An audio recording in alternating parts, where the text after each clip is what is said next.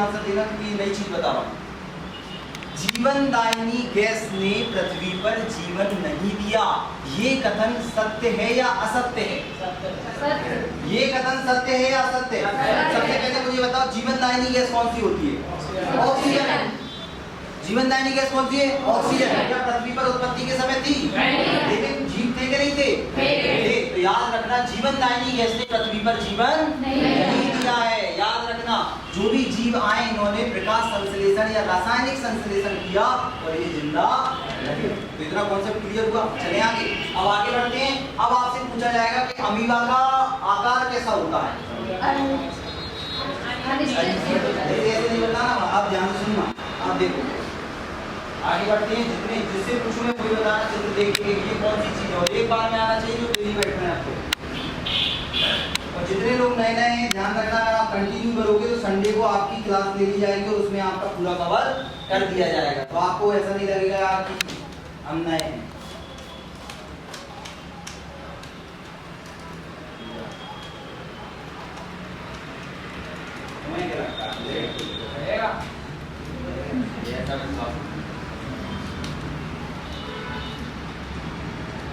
इनके सबके प्रश्न भी देखेंगे ना।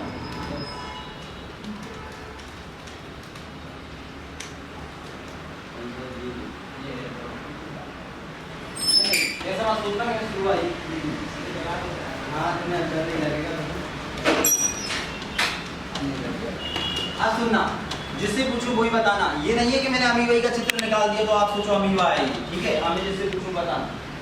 आप बताओ ये क्या है? ये देखो, ये तीर से निकल रहा है ना, ये क्या है?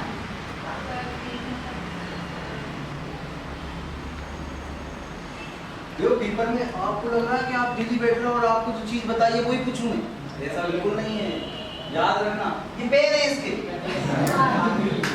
यार ऐसा करते पेपर में क्या लगता है? पैर। और इसी को क्या बोलते थे? पाद। बड़े पाद गजराज के। हाथी के कैसे रहते हैं? बड़े बड़े पैर रहते हैं, आपने देखा होगा। तो ये क्या है? पैर है। तो आपसे पूछा जाएगा कि किस प्रकार से गति करता है? अपने पैरों को कूदते हुए। तो विधि कौन सी हो जाएगी? कूटपाद विधि, स्यूडोपोड विधि हो जाएगी कूटपाद विधि के द्वारा। अब इतना कठिन भी नहीं था, वो चित्र दे देता कि भैया बताओ अब ये भोजन भी कैसे ग्रहण कर रहा है? अपने पैरों को मोड़ते हुए, पटकते हुए। तो कूटपाद विधि के द्वारा ये क्या करता है? भोजन भी ग्रहण करता है। आप देख रहे हो इससे भी छोटे छोटे जीव है, उसने उसको खाया और फेंक दिया। अब आगे आपसे क्वेश्चन आएगा कि भैया अमीबा का आकार कैसा है? आकार बता के बताओ कैसा है? कोई आकार नहीं बता पाए, यहाँ मोटा है, यहाँ पतला होगा, या टेढ़ा होगा, कोई भी इसका आकार निश्चित नहीं है। अब इसी से संबंधित क्वेश्चन पूछा उसने। अब उसको ये पता है कि इतना सबको पता है। उसने पूछा, हमारे सर जो लेक्चर दे रहे थे उसे बता रहे थे रक्त में कीड़े पाए जाते हैं, तो कीड़े पाए जाएंगे, बताऊंगा कैसे क्या पाया जाता है। अब सुनना मेरी बात, जो आपका रक्त रहता है वो अलग अलग कोशिकाओं से बना होता है। रक्त में कौन कौन सी कोशिकाएं रहती हैं रक्त अणु के रूप में? हम देखेंगे एरिथ्रोसाइट, ल्यूकोसाइट और थ्रोम्बोसाइट। WBC होती है ना, उसका आकार भी निश्चित नहीं होता। तो आपसे पूछा जाएगा कि भैया मुझे ये बताइए कि जो हमारी शरीर में रक्त रहता है उसमें कौन सी कोशिका का आकार अमीबा के जैसा होगा? WBC का। तो मैं वो आपको वहां बताऊंगा। एक एक चीज कनेक्ट करेंगे, बस आपको ये सोच के बैठना है कि हमें पेपर में पास होना है। और वास्तव में आजकल वो क्वेश्चन नहीं आ रहे जो सीधे रखता है, वो क्वेश्चन पूछता है जो थोड़ा सा वो घुमा के रखता है। तो हमें इस बार पेपर निकालना है क्योंकि 5 पोस्ट आने वाली है। तो जेल पहली आ चुकी है, आपने देखा नवंबर में उसका नोटिफिकेशन आ गया है।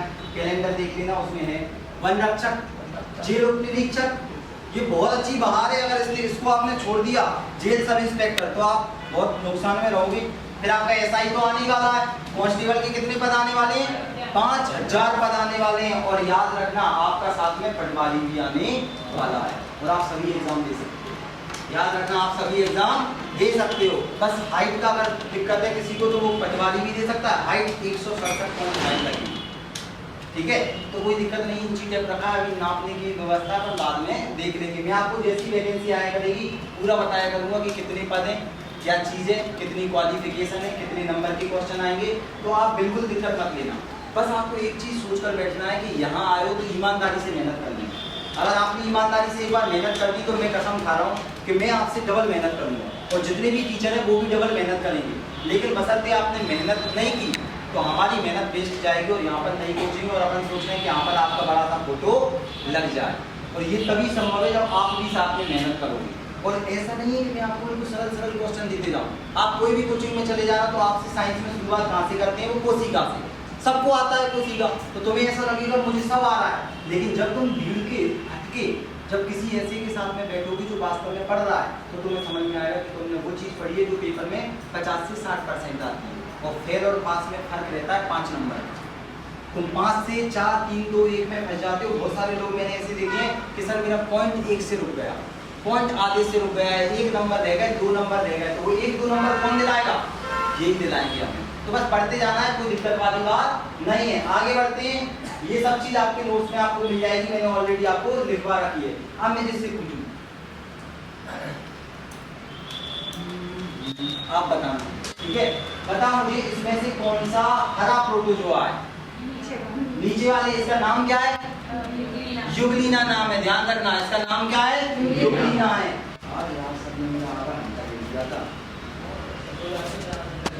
अरे मैं 8 घंटा अगर खींच दिया मैंने तो सर पे करते क्रेजी जी पेपर पढ़ाते हैं, आपने चैनल का नाम सुना होगा, कोई ट्रिक्स आती है ना क्रेजी जी के, एमपी वाले सब वहाँ भी पढ़ाते हैं। तो लेकिन आप 10 मिनट चलेंगे क्योंकि जो मैंने पढ़ाया है आज वैसे आगे जाना था, लेकिन कल से अपन क्या करेंगे, अभी ये तो आपको याद ही हो गई सारी चीज़, अब इससे आगे बढ़ा करेंगे। हमें पुराना रिवाइज आपको सिर्फ 2 मिनट में करूँगा, आपसे पूछूंगा, उसके बाद हम सीधे आगे बढ़ जाया करेंगे, ठीक है? और जो भी नए आएंगे उन्हें हम संडे को एक्स्ट्रा क्लास लेके कंप्लीट करा देंगे, ठीक है? अब हम आगे चलने वाले हैं, तो मुझे बताओ ऊपर वाले का नाम क्या है? नीचे वाले का युगलीना है। अब आप बताओ मुझे, ये जो आपको कांटे से दिखाई दे रहे हैं, इनका नाम क्या है? सिलिया। ये सिलिया के द्वारा क्या करता है? गति करता है। ध्यान रखना, ये गति करने के लिए क्वेश्चन आता है कि पैरामीशियम नामक जीव गति करने के लिए किसका उपयोग करता है? किसका?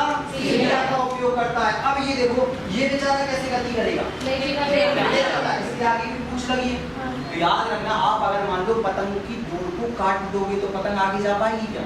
या तो बहुत आगे चली जाएगी, आपकी कंट्रोल से बाहर चली जाएगी, या फिर गिर जाएगी, मतलब पतंग नहीं रहेगी। तो जब तक आपके कंट्रोल में उसकी डोर, तब तक वो चलती रहेगी। जैसे आपने स्पम देखा होगा, मैंने बताया था आपको, स्पम में पूछ क्यों होती है, पेपर में क्वेश्चन पूछा,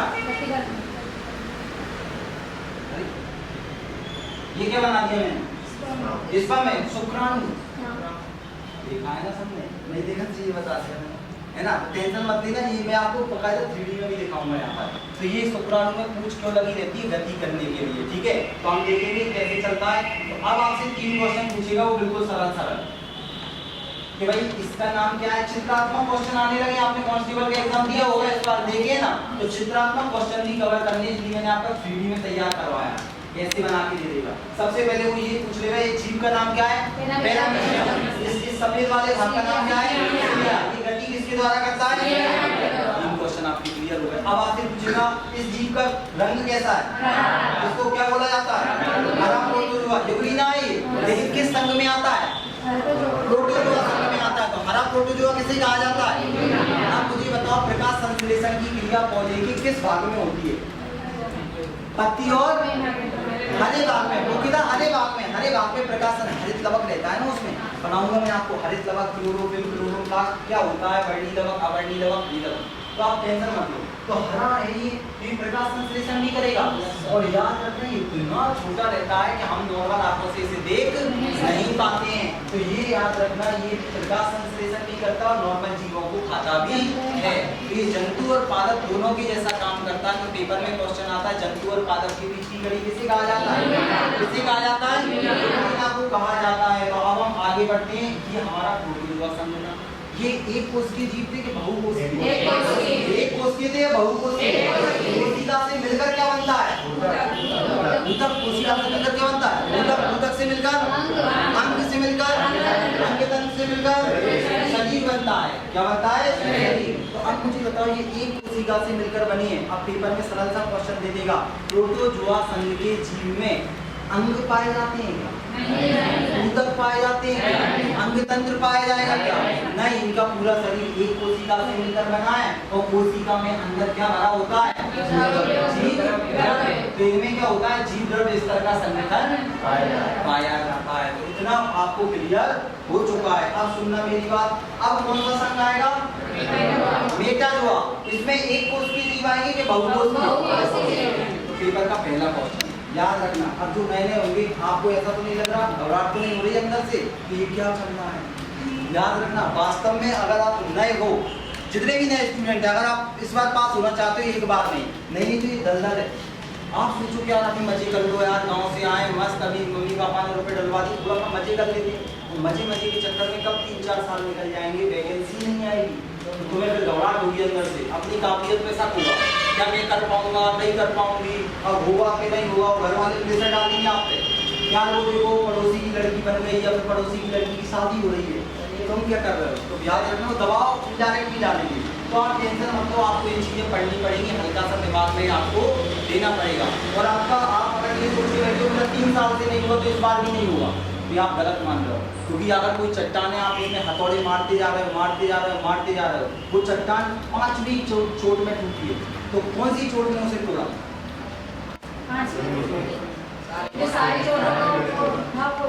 हाँ, पहली चोट ने दम लगाई तो उसको कमजोर कर दिया, दूसरी चोट ने दम लगाई तो और कमजोर कर दिया। अगर मैं सीधा 5वीं चोट मार देता तो पास होता।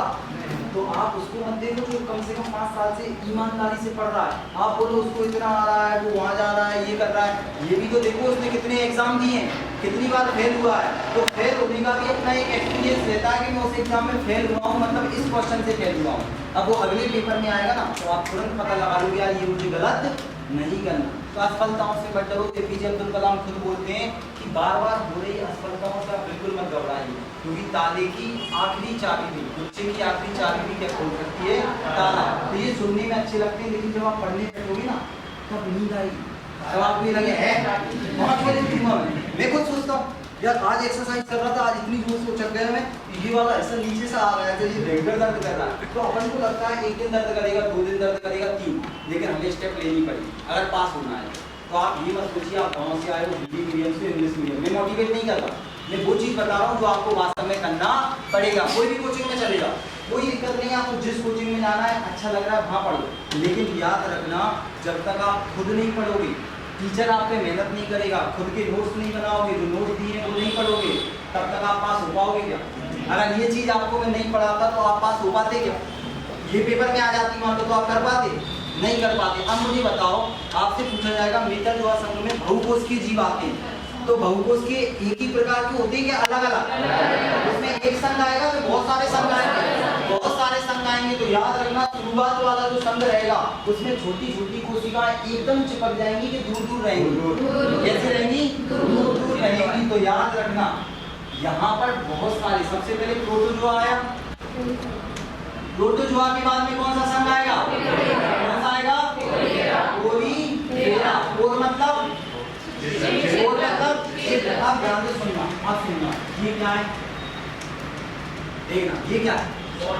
बोले काय की बोले, इस पर नहीं बोले। अब मैं देखो इसको दबा पा रहा हूँ, दब रही है, क्यों दब पा रही है? क्योंकि इसमें छेद है।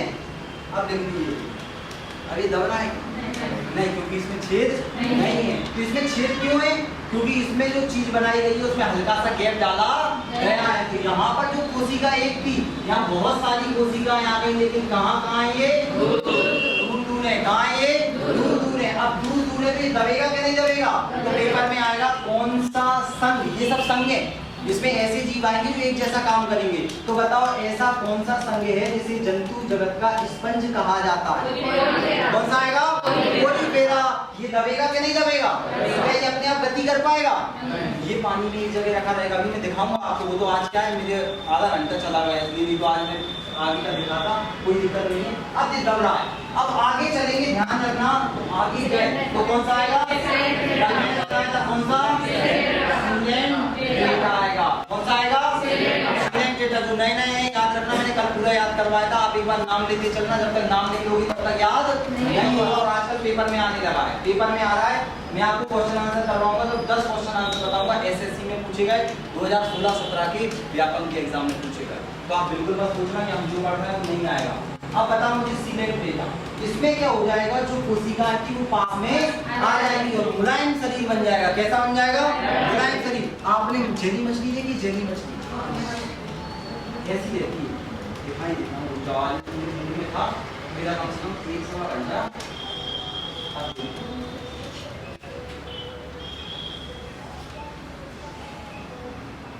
ये देखो, आपने जेली मछली देखी होगी, शरीर कैसा दिख रहा है? मुलायम दिख रहा है बिल्कुल। तो यहाँ पर इसमें अंग नहीं पाए जाते, इसमें पूरा शरीर ही एक लेयर के रूप में पाया जाता है। अब चलते हैं अपन, ध्यान से सुनना।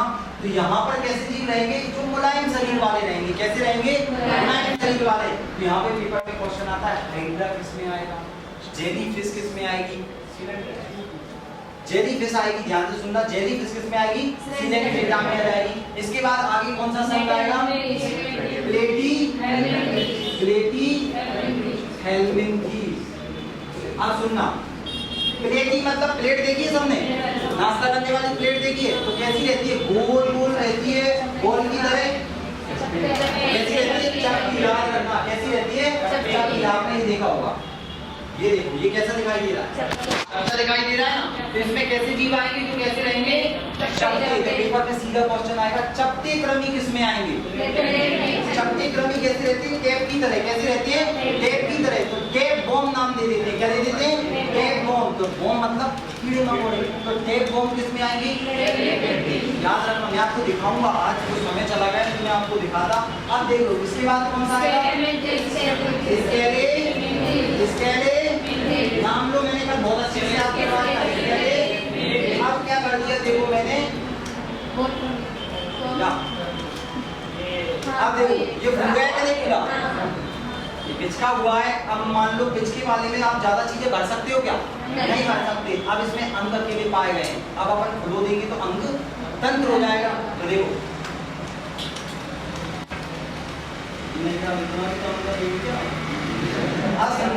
ये आपका ये खुल चुका है, मतलब इसमें अंग तंत्र पाए जाएंगे, पाचन तंत्र भी होगा, सब तंत्र होंगे। लेकिन कैसे कैसे क्वेश्चन आते हैं मैं आपको बताऊंगा। तो ये गोल होगा या नहीं हुआ?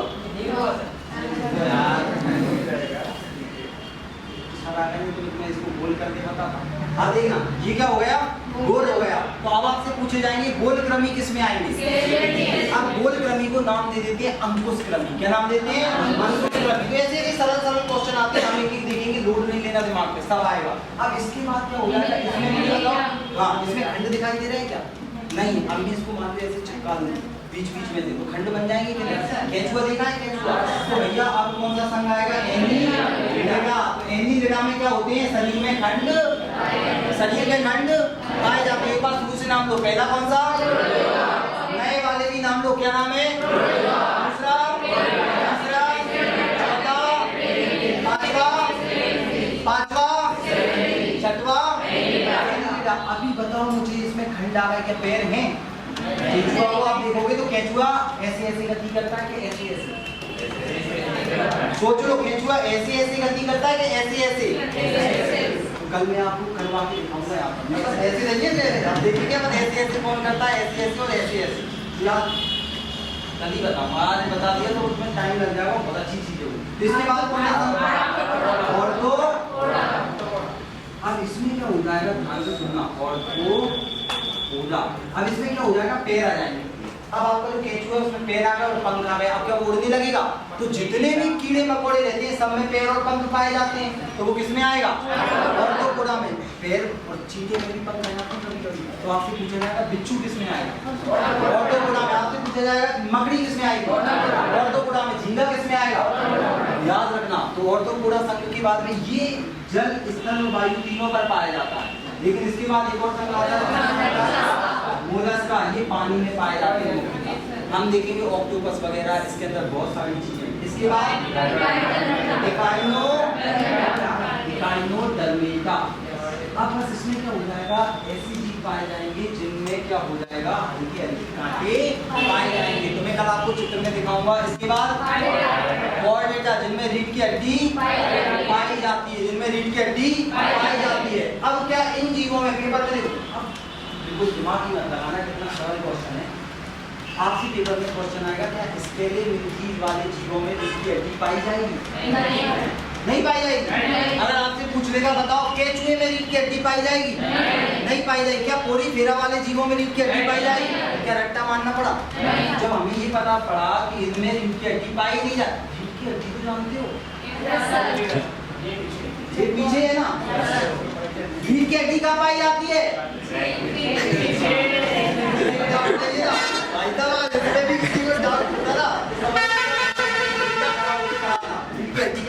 पीछे होती है।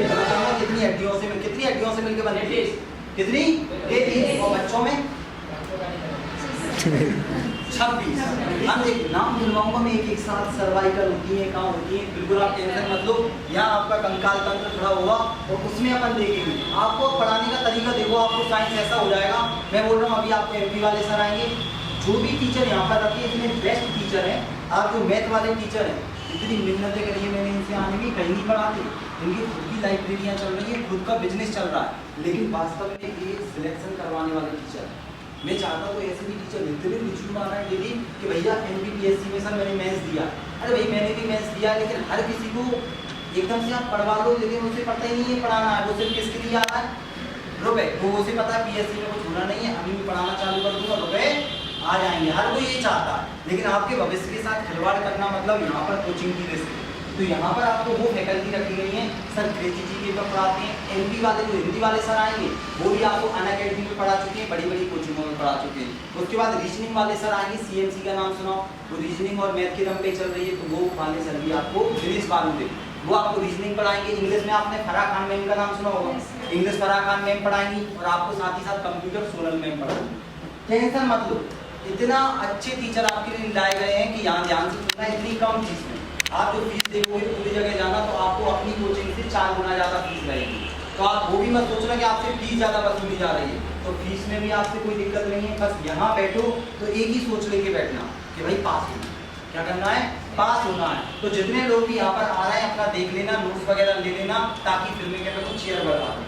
याद रखना। तो वास्तव में जिनको पढ़ाना अच्छा लग रहा है और वास्तव में जो एडमिशन लेने चाहते हैं, जिनका डेमो हो चुका है, तो वो क्या करना, नीचे अपना कार्ड बनवा लेना। बाकी नए नए बैठो, कोई दिक्कत नहीं, जबरदस्ती नहीं है कि कार्ड बनवाओ। आप बैठो, आपको अच्छा लगे 3 कोचिंगों में और बैठ लो आप, और आपको लगे वास्तव में कि यहाँ पर आपको पढ़ा रहे हैं, लेकिन 2 दिन तो कम से कम बैठ के देखना, तो आप खुद फर्क समझ जाओगे। और मेरा तो यही उद्देश्य है कि इस बार जो टीचर आपको पढ़ा रहे हैं वो आपको सिलेक्शन करवाएं। तो आपको ग्रुप में जो ऐड नहीं है वो ग्रुप में ऐड हो जाना, आपको सीट्स वहाँ पर मैं प्रोवाइड कर दूंगा। और ये भी सारा का सारा मैं वहाँ पर आपको पीडीएफ के रूप में दे दूंगा। किताब आपको मिल जाएगी, नोट्स आपको मिल जाएंगे। इस नंबर पर मैसेज कर देना जो ग्रुप में नहीं है, अपना नाम भी मैसेज में सेंड कर देना। बाकी को तो मैंने जोड़ दिया, अपना नाम और साथ ही साथ क्या कर देना, लिख देना ऑफलाइन स्टूडेंट। क्या लिखना है? Offline student. अब आ रहे हैं आपके सर, अगर आपको वॉशरूम जाना है तो वॉशरूम नीचे भी है, यहाँ भी है और उसके नीचे भी है।